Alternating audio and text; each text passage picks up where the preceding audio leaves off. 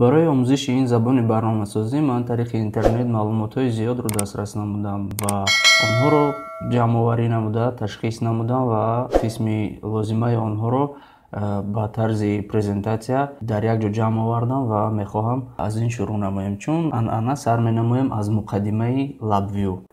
LabVIEW аз калимаи англисӣ гирифта шудааст. Калимаи Laboratory Virtual Instrumentation Engineering Workbench.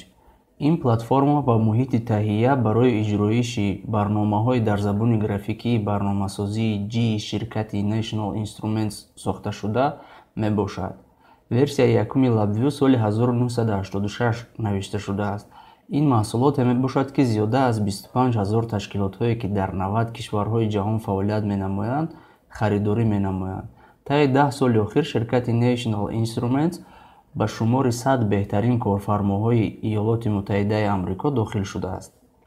дар аввал оид ба технологияҳои National Instruments маълумот меорем, ки яъне онҳо дар куҷо татбиқ карда шуданд ва дар куҷо татбиқ карда шуда истоданд ва чӣ имкониятҳоро фароҳам меоваранд. маълумот оиди технологияҳои National Instruments, ки барои барномарезии роботҳо дар мактабҳо ва назорати сели заррачаҳои коллайдерҳои адронӣ истифода бурда мешаванд. мактабачаҳо ва наврасони аз 16 то 14 сола версияи махсуси LabVIEW барои сохтани роботҳо дар асоси конструктори Lego аз ҷумла Vedo ва Mindstorms истифода мебаранд.